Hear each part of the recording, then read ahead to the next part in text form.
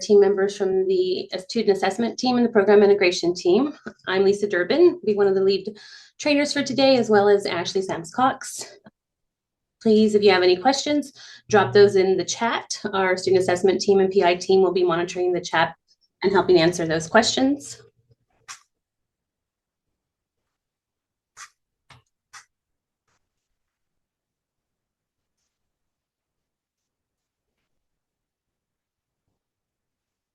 All right, give me just 1 second. There we go. I apologize. My computer broke yesterday, so I quickly set up a loaner yesterday afternoon, so things aren't just quite right. So thank you for your patience. All right, so our goals for today are to review the district expectations for administering MAP growth, as well as our responsibilities as campus testing coordinators. We'll review how to set up a MAP growth testing session, as well as the testing groups and the test window dates. And then just review the expectations for the campus testing plan and any of the paperwork requirements. All right, so I mentioned earlier, please drop any questions you have in the chat. We are monitoring that chat. And then all of today's training resources, including today's presentation, can be found at the ADQ Learning Pathways. The team will drop the link in the chat so you can access this training on the Learning Pathways. All right, so if you will grab a sheet of paper or 3 sticky notes, whatever you have close to you. If you're doing paper, just do a little trifold. And we're going to do a quick little reflection, because when I met with you all, it's been almost, since the beginning of the school year. It was the first test that you were administering for some of us. So I just want to take a moment and think back to our beginning of the year MAP growth administration and kind of pull back. It was beginning of the school year. A lot of us, it was our first time doing this role. Some of us were at a new campus and learning our new administration and students. So just take a moment and reflect on your beginning of the year test administration. You can either do it on a sheet of paper and 3 columns, or if you have 3 sticky notes nearby, grab one of those. And I want you to think about something that went well at your campus. What's one procedure that you did really well, your campus did well, that helped keep things running smoothly? Something that you might fix. What's one thing that worked a little bit somewhat, but needs maybe clearer steps or a little finesse to make it even better? And then what's something that you did that didn't work, or maybe needs a review or a new approach for middle of the year? So I'll give you about 2 minutes to think on, reflect on your beginning of the year administration, and just jot those things down.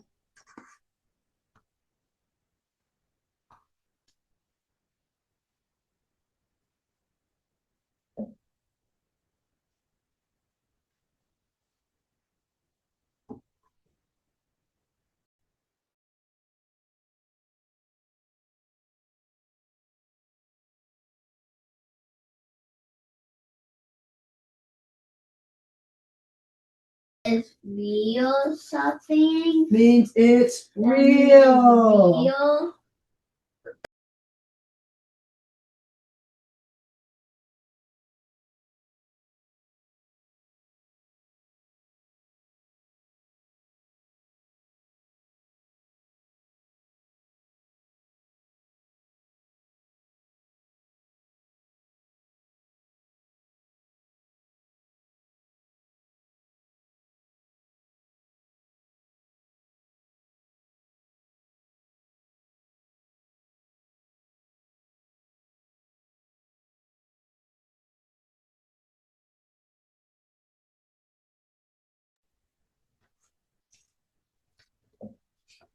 All right, if you'll take a moment, and if you will,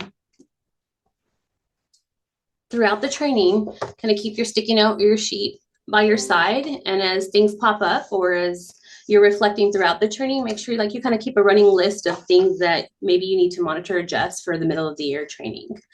All right, so let's dive into the details of the training here. So just as a reminder, MAP growth is an adaptive assessment that measures student growth, and it measures what a student knows now. If you have new teachers joining you at middle of the year, because keep in mind that sometimes teachers retire at semester or maybe get reassigned, or you have new staff joining or people leaving on maternity leave. If you need to show them the video of MAP growth, it is linked here. We do administer MAP growth 3 times a year.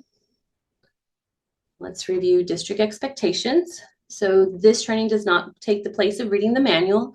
There is the 25-26 version of the manual is linked on the ADQ Learning Pathways.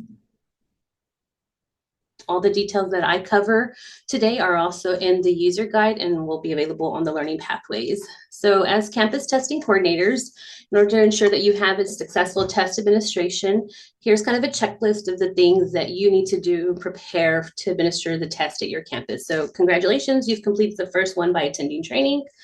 You're expected to develop a testing schedule for your campus, that we train teachers, that we allow time for practice sessions with teachers, that we communicate with parents when the test is being administered at our school, that we also do device checks, and that we have a plan for communication and troubleshooting with our staff, that we test students during that testing window, and that we also progress monitor test completion and assist with makeups.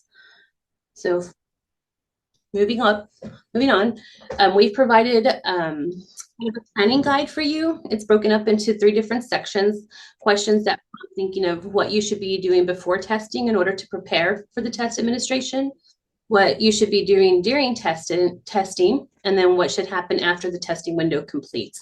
So it's a great reference document, planning document to help you get started.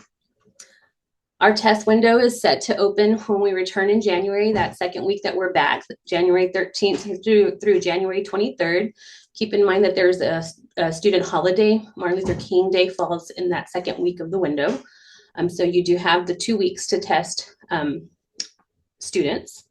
We'll look at the modified schedule next. Like we did at beginning of the year, we will adhere to the modified schedule for the day. The IPC should also reflect the modified schedule. So like we did for beginning of the year, on Tuesday, January 13th, all students will test math. On Wednesday, January 14th, all students will test ELAR English. And then Thursday, January 15th, we'll administer the science test. And then on Friday, you'll administer the Spanish reading MAP growth test and then MAP reading fluency. During the second week is when makeup should be taking place on your campus. So this is the testing schedule for middle of the year. Please plan for a consolidation room. So after that modified time on the IPC, for students who aren't suspended, for students who have not completed testing, their test should be suspended and you move them to the consolidation room to complete the MAP growth assessment. And again, use your professional judgment in this as you're monitoring your campus. If you have a classroom that has 20 students testing, you might leave the students in there to finish testing with that student. But if you visit another classroom and there's only 1 student testing, you might move the 1 student from that classroom to the consolidation room. So it'll vary from campus to campus, but use your professional judgment when you're evaluating testing on the day of. So who takes the MAP growth assessment? This chart is available on the MAP, the ADQ Learning Pathways. Again, we encourage you to download this chart and you share it with teachers, email it to them, print them a copy. But this tells teachers who is taking the test, what assessment they are to give, and then the language of the assessment. And I highlight there that the areas in red, there were changes to the language of assessment. So ensure that our teachers are aware of that language change as well as the test change. So just like at beginning of the year, second graders will take the reading 2-5 assessment. And we are still assigning the text to speech, making sure that's enabled for the math and reading assessments for middle of the year. So we are testing K5, regular program, dual language, K5, and then English. Oh, this is elementary, sorry, we'll go into secondary. All right. In math, the same thing. We are testing K5, regular program, and dual language. And in red is highlighted the assessment changes as well as any language changes. And like with the literacy test or the reading test, please ensure that for math, the text to speech is enabled for the second grade students. For science, there's been no changes. We are testing 5th grade regular program and English, dual language for science in elementary. Our special circumstance courses don't apply to elementary. This is primarily for secondary, so I'll move on. And just as a reminder, as I mentioned earlier, all second grade students must have text-to-speech enabled for the math and reading assessments for the middle of the year assessment. So keeping that consistency that we had at beginning of the year and end of the year. We kind of clarified what should be enabled when you're assigning text-to-speech. So everything should be marked yes when you're assigning text-to-speech for the math and reading assessments for second grade. For 3rd through 12th grade students, any student that is in 3rd through 5th grade or secondary, they must have a documented accommodation to use the text-to-speech feature. So we noted that here just to clarify it a little more. Test language consistency is super important with MAP growth because this is what generates, ensures that you have a growth norm at the end of the year. So ensure that our dual language teachers and our regular program teachers are paying attention to the test assessment language and that it stays consistent from beginning of the year, middle of the year, and end of the year. Right. Just a reminder of the roles and responsibilities of the campus testing coordinator. You are expected to train teachers. So between now and January, have a training for teachers over MAP growth test administration. You're expected to submit a testing schedule, monitor test completion at your campus, as well as help with proctoring any makeups that come along.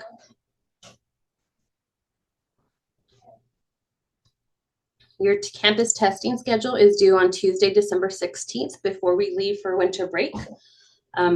Here's some examples of what to include, but we're looking for who's taking the test, who the proctor of that test is, who's monitoring the test, and then what assessment will be given on the day per the guidelines that we provided earlier. And then of course, room numbers. You'll submit your testing schedule to the ADQ Learning Pathways. If you have any questions about that, we're happy to answer those. You are required to obtain security oaths, seating charts, and attendance logs for training. You can find these handouts on the ADQ Learning Pathways. These will be due back to ADQ 2 days after the test window closes in January, so on January 27th, 2026. To submit your paperwork to the ADQ Learning Pathways. You can find these handouts also on the ADQ Learning Pathways. As a reminder to staff that instructional material, classroom instructional material must be covered up on the day of the test. So for example, if you're administering the math test in a math classroom, math teachers should cover up any instructional material. If you're administering the math test in an ELAR classroom and there's no math material that will aid the student in taking the test, you don't have to cover up instructional material. You're covering reference tools or material that would aid the student in taking the test. If in doubt, feel free to reach out to us. I know we had a lot of questions at the beginning of the year about the name charts that had like the number lines. So if the reference material aids the student, it should be covered up. As a reminder, please ensure that you review employee standards of conduct with staff, that you remind them that we have EK regulation that provides guidance on testing and professionalism as it pertains to testing. Testing irregularities. This slide outlines procedural irregularities and serious irregularities that should be reported. A procedural irregularity or violation includes actions that result in minor deviations from testing procedures. Things like assigning the incorrect test, failing to provide allowable accommodation, failing to read the directions as outlined in the test administration script, allowing students to complete tests under the wrong student ID, or leaving secure online testing material unmonitored during testing. A serious irregulation are irregularities that include actions that could be reasonably be concluded or determined to have ramifications that would alter or impact the integrity or validity of the test results and can result in individuals responsible being referred or consideration for disciplinary action. These These include things like viewing the test before, during, or after the administration without authorization, discussing or revealing the secure test content, directly or indirectly assisting the student with test questions, or failing to report an individual engage in activity that violates the security and confidentiality of the test. Should you have a procedural or serious violation on campus, please ensure that your teachers know how to communicate this to you so that you have that open line of communication. Testing irregularity documentation is due the same day that the violation happens. So please ensure that you submit that paperwork by the end of the day. You're always welcome to call the ADQ office, the Student Assessment Office, for any guidance should you have any questions about irregularities during the testing window. All of the paperwork should be typed, signed by both the campus testing coordinator and, should be signed by the testing coordinator as you prepare your statements. You can find copies of the incident forms on the ADQ Learning Pathways. So this is the incident reforms for serious or procedural incidents. If you have instances of student cheating, these are the forms that you would use to document the student cheating. 2 different forms, both linked on the ADQ Learning Pathways. All right, let's dig into some test administration items. As always, we refer to this resource. NWA provides numerous resources for parents and staff to review. At this link, you'll find a practice test should parents want to see the test or teachers have curiosity about the test, or if you want to prepare students before the test, you'll find the practice test linked at the Student Resources website. In order to help prepare students for the test, teachers should show this video to students before the test. It's a short, less than 2-minute video that sets the mindset or the frame for the student, telling them about the test. It's really helpful to students that they watch this video, because in the video, and the teacher should also reiterate that this is an adaptive test, so students will not get 100% on this test because it is adapting up. It's getting harder for them as they get more questions correctly. So on average, the test is designed for students to get about 50% of the questions wrong. So it's important that students know that they know that it's an adaptive test and it gets harder the more questions that they get. Please also ensure that staff and students are testing using student devices. The team here works closely with technology to ensure that the apps are updated, the secure browser apps are updated and pushed out so that you have a secure and efficient testing window. Teachers cannot use the iPad to proctor the assessment. Right. Staff and administration, they will access the MAP growth testing through the class link using the MAP growth icon.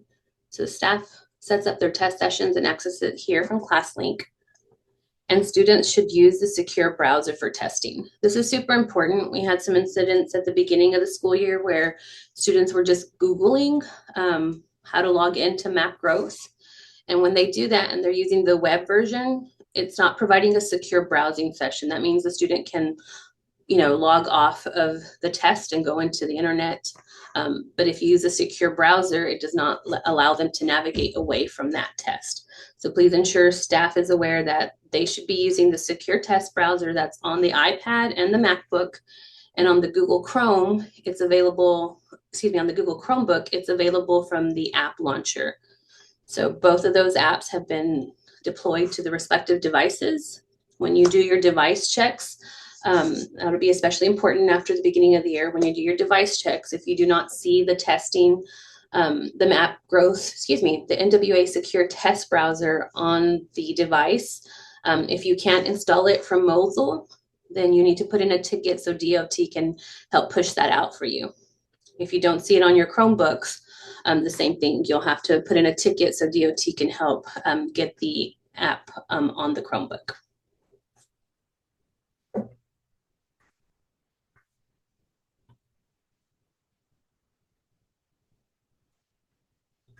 And just a reminder that students should be connected to this FWISD student network to take the test. The test does not work on guest. The same for teachers. If they are connected to FWSD guest, they will experience issues with the proctor dashboard. So ensuring that both staff and students are connected to the correct network will ensure a smoother testing for both. This is an important slide, especially coming back from winter break and us rolling over the semester. So we'll be starting semester 2 when we get back. And like I mentioned earlier, that rollover can bring retirements, maternity leaves, resignations, all sorts of fun things that impact scheduling. So you'll want to work closely with your campus scheduler, whether it's your counselor, your AP, or your data clerk. Whoever schedules on campus should ensure that there are active employees scheduled and focused. If you have a employee who is inactive, so maybe by inactive, I mean that they're no longer showing active in frontline, then we are not pulling their information for rostering. You cannot have an inactive employee on the focus master schedule.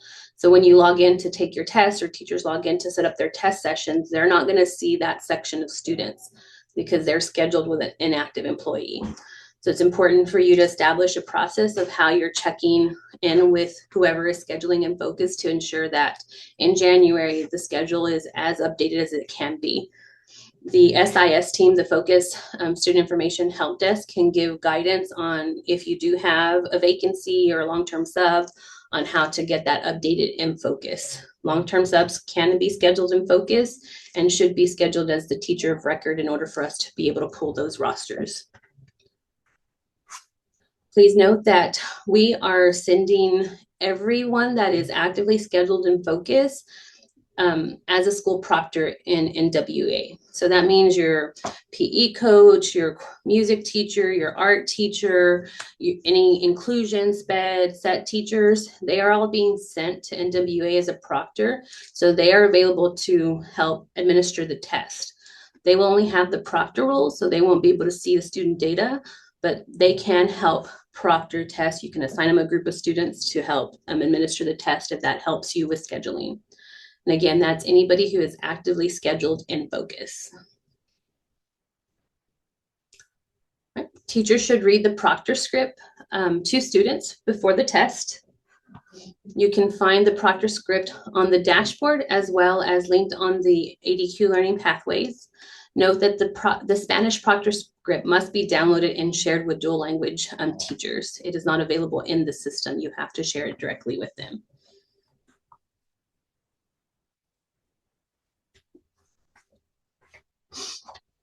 There's no change here. We only allow one test per term. So a student is considered tested if they have a valid test. They tested inside the window. They didn't meet the rapid guessing threshold, or if a test was terminated. So if you see this error that's on the screen that says attention, these students are ineligible to test, this likely means that the student has a test terminated and you'll have to submit the reset form in order to get a test that has a valid score. All right, let me just do a quick look at the chat to make sure there's not any questions over anything that I just covered. Oh, yeah. Yep. All right, so let's jump into accommodations and testing resources.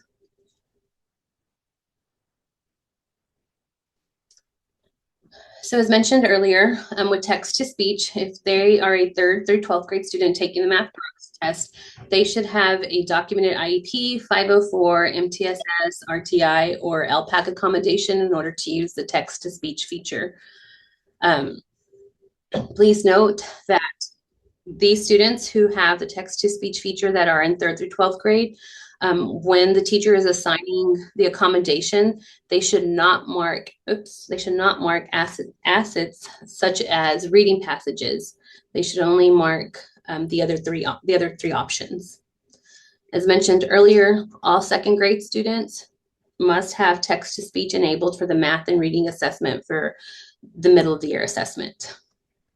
And as a reminder for our new testing coordinators, students in K2 who are taking in K1 who are taking the K2 assessment, that assessment automatically reads the test to them. So there's nothing you need to assign there. Dictionaries are a non-embedded support. So if a student has an accommodation for a dictionary in their IEP or 504 or MTSS LPAC, then you will need to provide,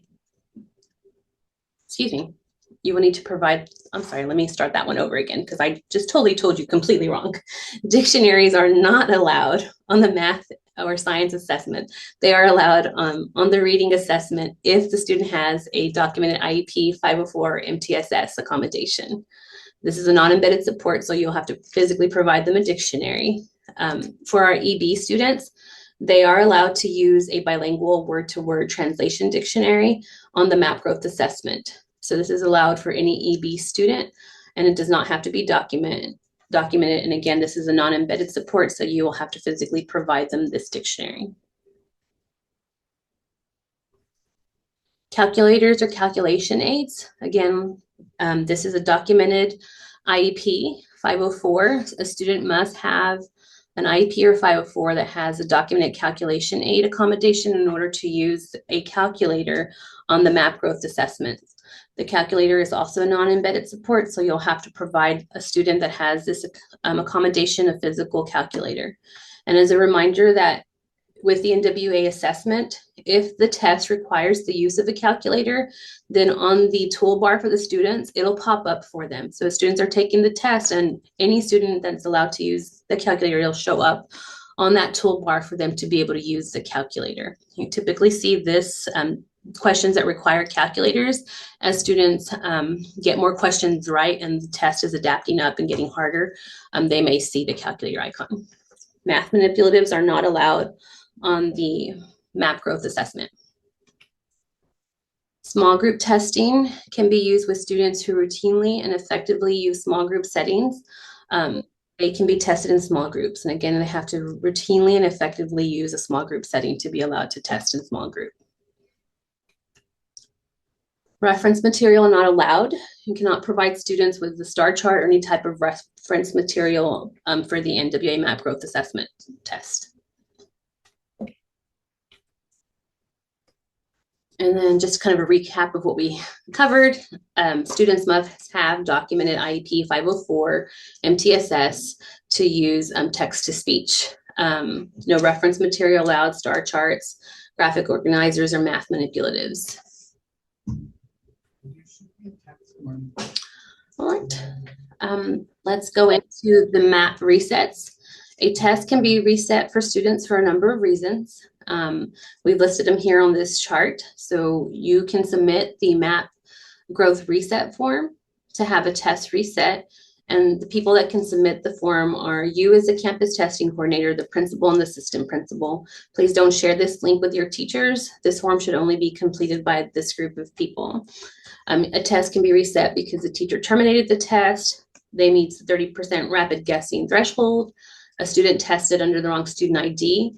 And please note on the chart, and also when you complete the form, it'll indicate if an incident form is required.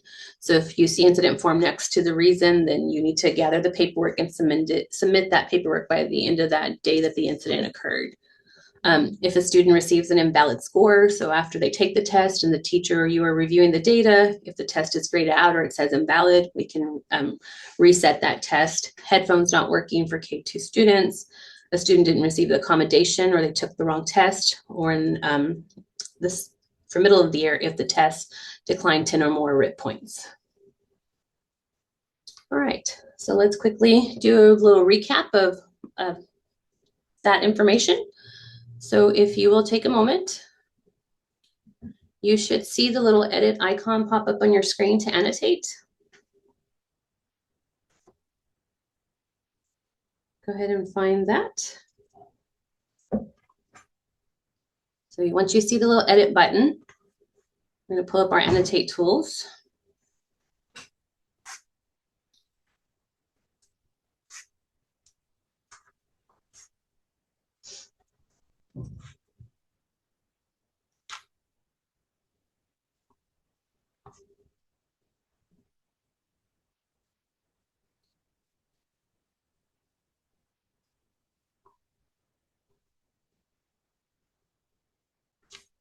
All right, so you should see the annotate tools and you should be able to click on the little check mark to pull up the stamp. And then from the stamp, you should see the different stamps that are available. You can pick the heart or you can pick whatever stamp you like from in there. And go ahead and make sure that it's working for you. There we go. Great. So we found our stamps, I see. Good job. All right, I'm gonna clear the annotation and we're gonna go to our next slide.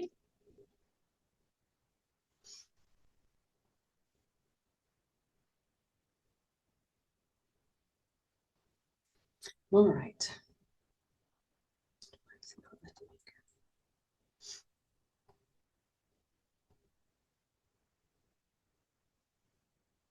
All right, so you're going to use your mouse to stamp on the most appropriate answer. So here we go. So device checks are not necessary at MOI. That is correct. Device checks always. And keep in mind that we're coming back off winter break where the devices will have been off for 2 weeks, not have connected to the district network. So that first week of school, ensure that you have a plan to help to, gather teachers and ensure that they're doing device checks, that they're powering on their devices, that they're getting the updates the district will be pushing out that week. So ensure that we have a plan for device checks that very first week of returning from winter break. All right, I'm gonna stop here. Suspended test or terminated test?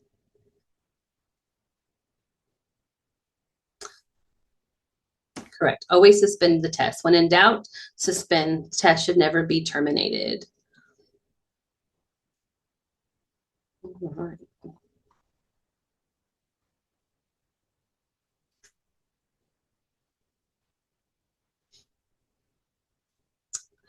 No need to cover up instructional material or cover up instructional material. That is correct. Instructional material should always be covered up if it's going to aid the student with answers.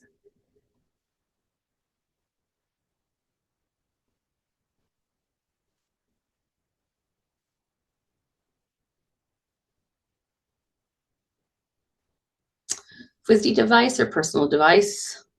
That is correct.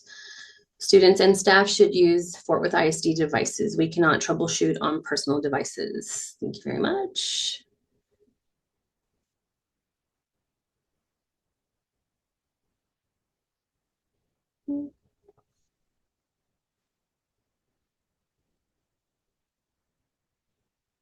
Text to speech for all second grade only, or all students receive text to speech? Correct. All second grade students should receive text to speech. Students in grades 3 through 5 should have a documented IEP or 504. Y'all got this, y'all are pros.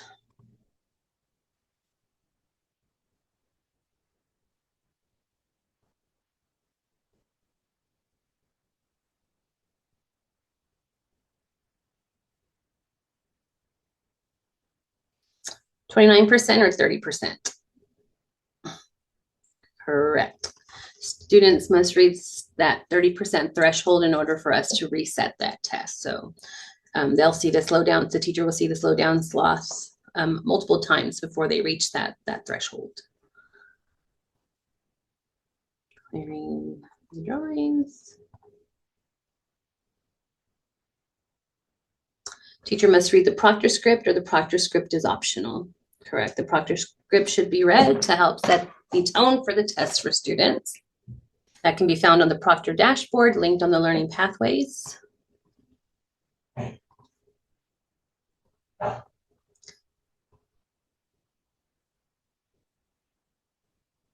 Calculators if documented as an accommodation, or calculators if allowed on STAR.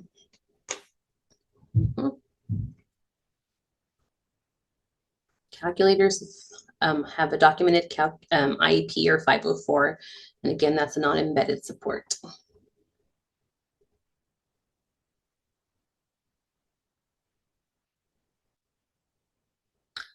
The test language is the same as BOY, or the teacher picks the test language. That's correct. So the district provides you a reference chart that gives you the test, the name of the test, and the language of the test. So it's a great reference tool to send out and print for teachers.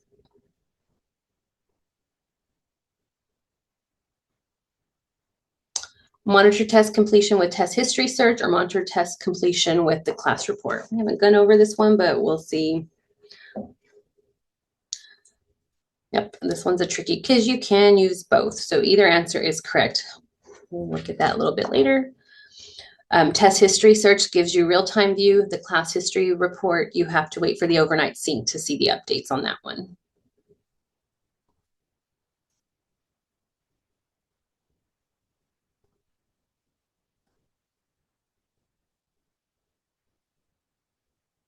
Six, seven, or Skibbity? Oh, we got some 6-7 peaks. No love for Skibbity. Okay. Are y'all sick and tired of hearing 6-7 already? All right.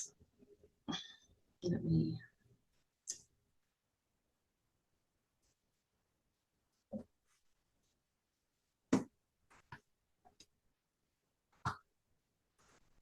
There it is. Okay. All right, so let's jump into setting up a test session. We will open the assessments. They'll be available for teachers to start setting up a test session that first week when we get back. So test session should be set up ahead of time. Please wait and do it that first week in January because we're going to roll over the semester. So the rostering will update, students leave and come back throughout that time in December as well. So we want to ensure that you have the most accurate roster in NWA. So ensure that teachers set up their test sessions in January. Ensure that they are paying attention to the test versions and the accommodations and setting that up ahead of time. And then they should save the name as something simple so that students can easily type that into the student screen. Teachers should set up a new test session each administration and not recycle or reuse old test administrations. Doing so, like recycling one from the beginning of the year, could open up the potential for glitches in the system. And also you may have students missing in that test, that recycled test. So ensure that they are starting from the beginning using a new NWA did a really good job. HMH NWA did a really good job of creating a new set of videos for the Proctor Start Guide. So you can either send the video out. Each video section is less than 2 minutes. That walks them through the steps on how to set up the NWA test. Let's see if I can drag this over.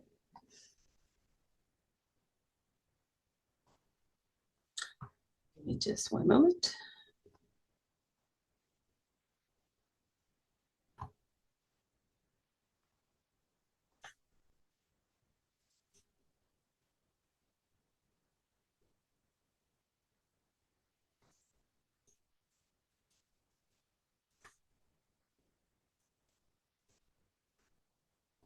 This video is not embedded, so.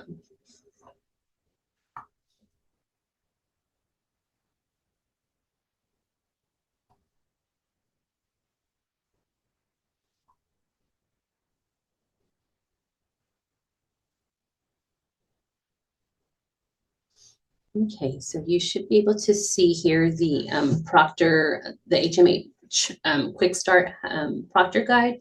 So you can see that they broke down each of the videos by each section. So you could start with find students to test. And then this walks them through step by step on how to set up video will be the test session. So you have these resources available that you can send out ahead of time of your training. You can use them as a reminder in your training. You can share it with the leads for your PLCs, but the video itself walks through how to set up the test session. And they have multiple little videos. So the first one on how to find students to test, how to assign accommodations, and then how to confirm the students. So once I've got my students in the test, how do I get them started on the test? And again, each video is less than 2 minutes, walks them through how to set that up. So stop sharing and go back to my PowerPoint here. Sorry, not that one.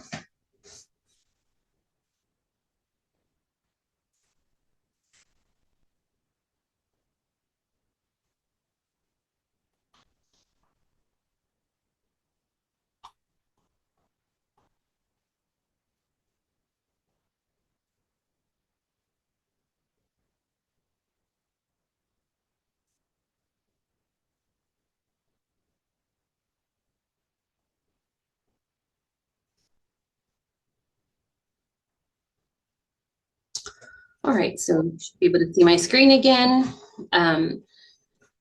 Take a minute, show the video, walk them through how to set that up, and ensure that teachers have time to do that during that first week when we return. Some campuses opt to do it during a staff meeting, some divide it up and do it during their PLCs, some leave it to teachers to do on their own, but whatever works on your campus, ensure that they know how to set up the test session and assign the accommodations. This is a resource that we have shared several times. We hope that you will use this resource as well to walk through those steps. Since you may, for those that may be training before January, this is a good tool that walks you step by step. Since the test won't be active for you to be able to show them, this will walk you step by step on how to set up the test session. All right, let's look at monitoring test completion. That is part of our role as testing coordinators. The best way to do this for teachers and for you is to use that class report. NWA has done a really good job of updating this class report with a section called, a tab called Test Details. And then it tells the teacher exactly how many students have completed testing. So they should see 0 out of 25, 25 out of 25. And then it's really important to look at this report as well, because it'll highlight a student who has finished testing but has an invalid score. So we want to train our teachers when they're looking at the data to also look at that. If they see a student with an invalid score, that student needs to be retest. So they need to communicate that back to you to ensure that all of our students get a valid score during that testing window. And then just one caveat of this report is that it needs the overnight sync to update. So if you test today, you have to wait till tomorrow to see the updates on this dashboard.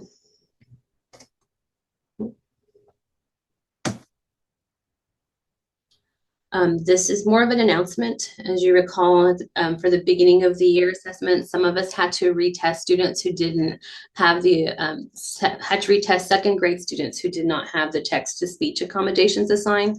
So for middle of the year, the DAR team is going to be putting together a report that monitors the accommodations for second grade students. That report will be available on the TAD reporting hub, what it was formerly known as the ADQ archive.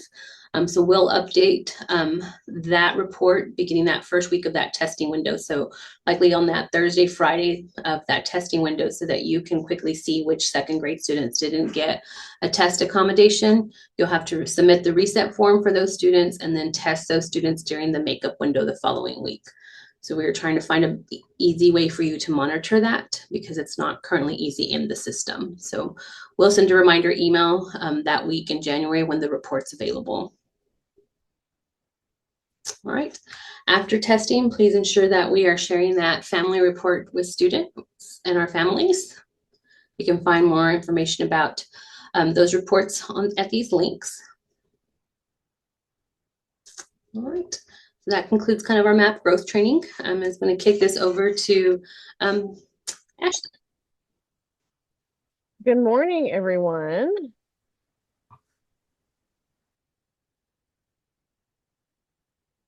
Let's see.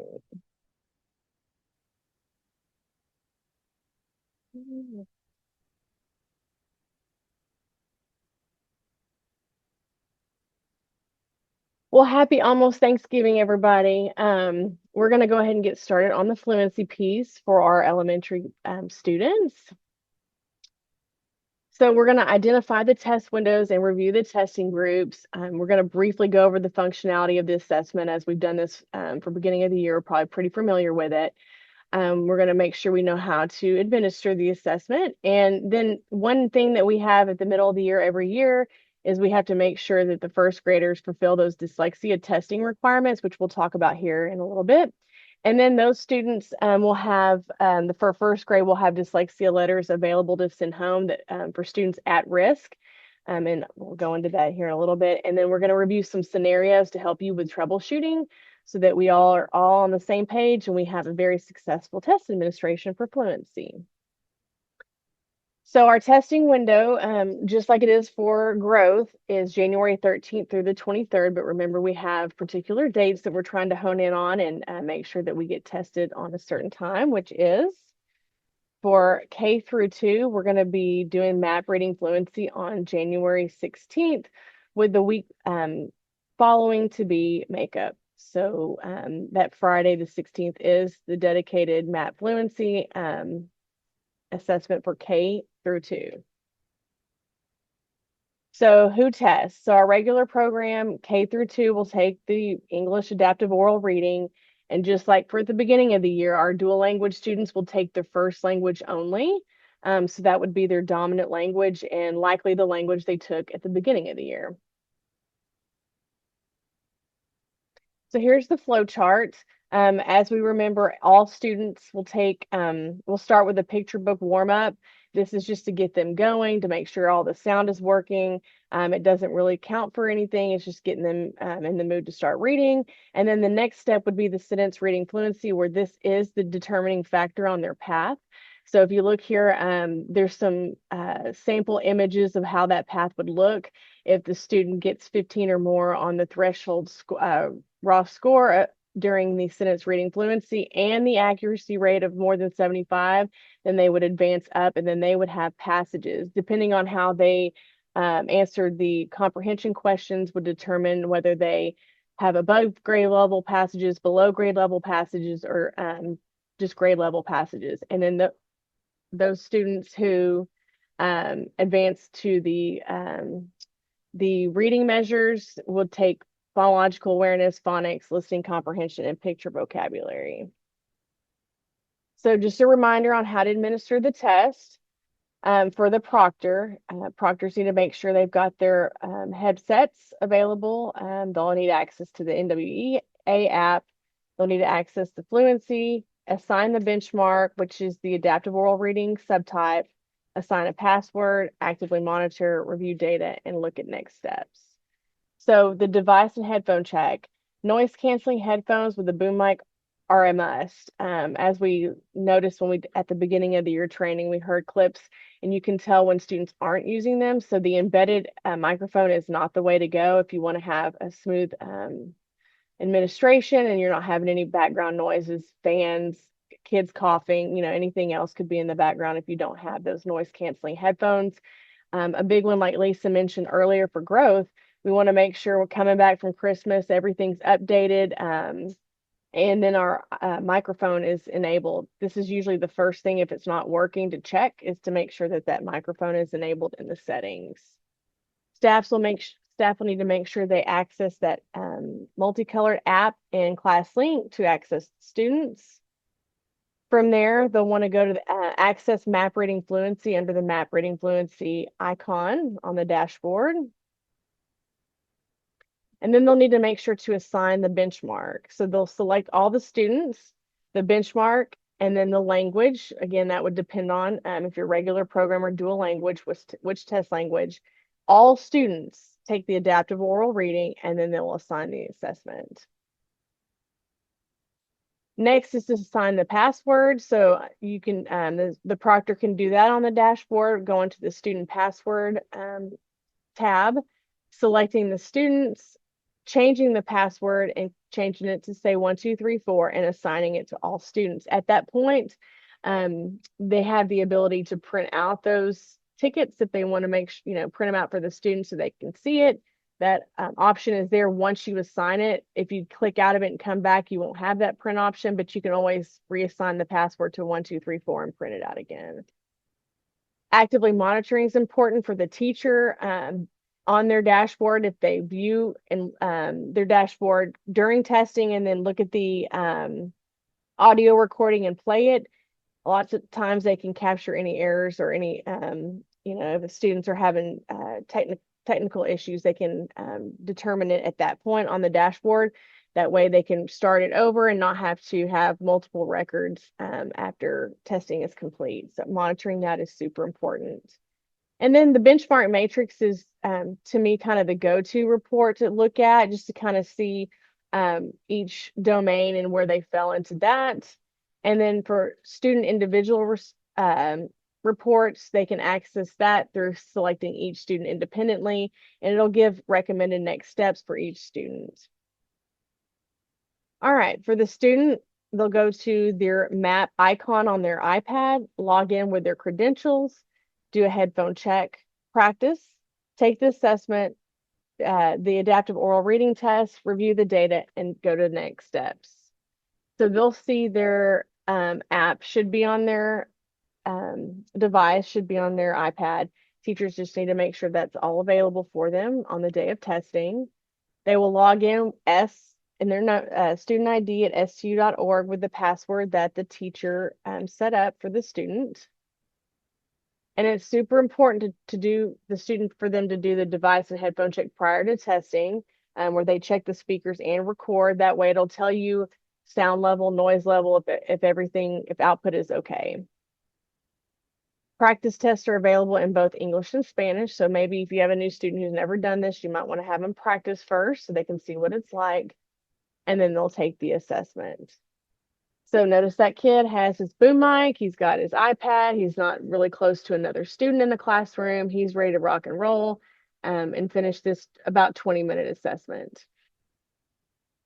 Students need to be made aware of how they performed, and then they also, again, those individual student reports could be something you might send home with the student. All right, so at the middle of the year, every year, we have our first graders, they have to fulfill certain dyslexia requirement per law. And at the end of the year, we have to do that for kindergarten students. So I'm going to kind of walk you through what those steps are. Really, generally speaking, most first graders will take the assessment and adapt down and no further actions required, but there are going to be scenarios where a student may advance, and we'll go over those scenarios here in just a second so you can see what steps need to be taken next. So for middle of the year, first graders, they're all going to take that adaptive oral reading benchmark, like your kinder and your second. Nothing's different there. But notice here, if you have students who adapt up to the oral reading component, there is one more step they need to do in order to fulfill those dyslexia requirements. There's certain domains the state requires for the students to have, and those domains are all available if they take the foundational skills test. So there's no further action if the student adapts to the foundational skills assessment. So what does that look like? So in this particular sample, you notice first graders adapted down, and there are 3 students in this example to the foundational skills test. There's no further action because they got all the data they need to capture for dyslexia screening requirements. So for first grade, the winner, if they go to foundational skills, and if you look on the benchmark matrix, those students are all on the left-hand side, they've met their requirements, no further action is required. But we know we have kiddos who will advance to the oral reading path. So in this case, these students do not have all the criteria they need to fulfill the dyslexia screening. So what does that mean? Those particular students, it may be 2, it may be 15. It just depends on your students. And like I said, generally speaking, I mean, roughly 10% of first graders will adapt up. That's just a rough estimate. But these particular students in this scenario would need to be assigned the foundational skills test after they have completed the adaptive oral reading portion. So what does that look like? For that scenario I just mentioned, I have student A, B, and C who advanced upward.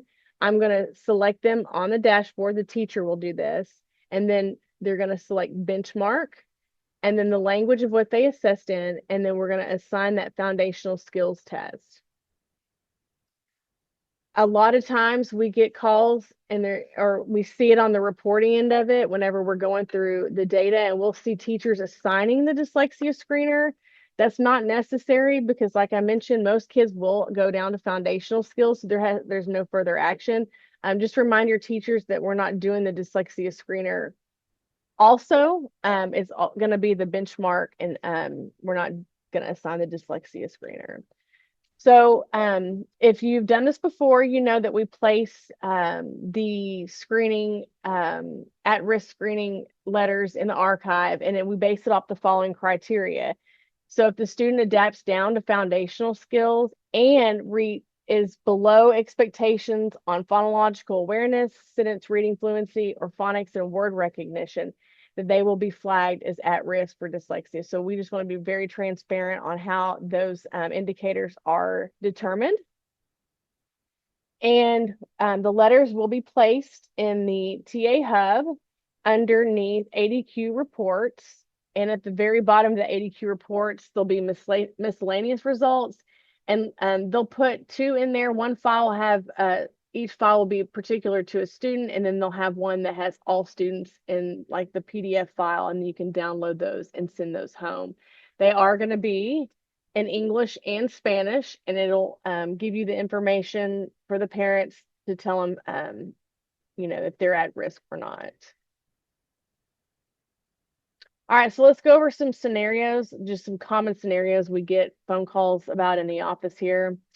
In this particular scenario, a kindergarten student did not complete the mic check prior to testing and is getting the following message on their device. What are the steps to resolve this issue? So if you notice there, I've seen, when I was on campus, I would see this a lot. Raise your hand. There's a repeat mic check at the bottom. We would have the student repeat the mic check and stay with them just to make sure that the issue, to determine if it's with the headphones, or maybe the student's not speaking loud enough, or maybe they're speaking too loud. And if the system does not recognize the audio, they need to check to make sure the microphone is enabled in the device settings. So that would be what would need to happen for scenario 1. Scenario 2, a couple of second grade students receive a no score on their test. This happens quite a bit. How do I know why they got a no score? Well, the teacher would need to go in and select each student who received the no score and listen to the audio recording. And this oftentimes will give them the insight as to why the system could not calculate the reading rate and accuracy. So if you notice that little example there, under word count per minute, it says no score. They can select that, that's underlined, and once they click on it, it'll say generally what it is. But if they do needs review, they can actually listen to the recording and see whether it was not recorded at all, maybe there was background noise, and that's why the boom mics are super important for administering these assessments. Scenario 3, 3 first grade students took the adaptive oral reading test during the winter term and advanced the oral reading portion of the test. What are the next steps to complete necessary dyslexia testing requirements? So those are your 3 students, they adapted up. Those 3 students would need to be assigned the foundational skills benchmark to ensure that all the domains are assessed. So they would select the students from select benchmark, the language, and then foundational skills, and assign it and have those students take that part of the test. Scenario 4, all of Ms. Cox's first grade students took the adaptive oral reading test during the winter term and advanced to the foundational skills portion of the test. What are the next steps to complete necessary dyslexia testing requirements? So there would be no further action if they all went down to the foundational skills test. Scenario 5, Mrs. Hamer always seems to have several students get no scores during testing. What can Mrs. Hamer do to mitigate these potential issues? So if you notice in that screen capture, all those no scores, I know that's not, we do not like no scores, right? Teachers don't, you guys don't. But as a reminder, listening to those audio clips on the Proctor dashboard while they're testing and making sure that they're clear is one good way to make sure you can alleviate some of the issues. And then also, like I mentioned before, those noise canceling headphones with the boom mics will prevent a lot of the issues from occurring in order to get the no score. And then scenario number 6, Mr. Jones goes to assign the adaptive oral reading test for his second graders and notices the students that enrolled yesterday, or notices there's a student that enrolled yesterday not showing on his roster. What should he do? Well, everything's based on focus and has to roster. And so sometimes waiting for the overnight rostering will put that student on the roster the following day. So he should check on a subsequent day for the rostering from focus to update. And then hopefully the new student is there and they can be assessed on a makeup day. Because remember, you have those 4 days after the initial testing week to do makeups. All right, that's pretty much all there is for me for fluency. I'm going to toss it back to you, Lisa.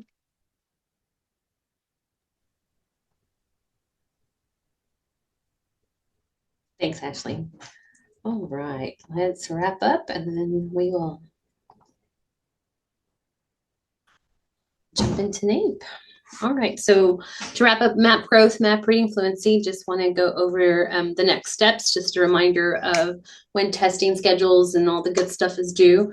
So the first bullet, the week we return from Christmas break, winter break, we will make the test available so that teachers can set up their test session. So that'll start January 5th.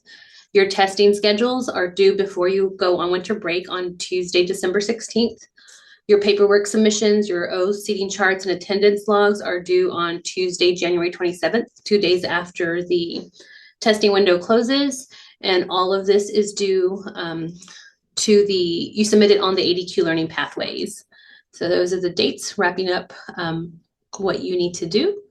And then as a reminder, the manual covers everything that was covered in training today with resources. And you can find the presentation and all of the resources shared today on the ADQ learning pathways. And as always, if you'll give us some feedback, that would be wonderful. We'll leave this on for a minute and then I'll kick it back to Ashley for NAEP.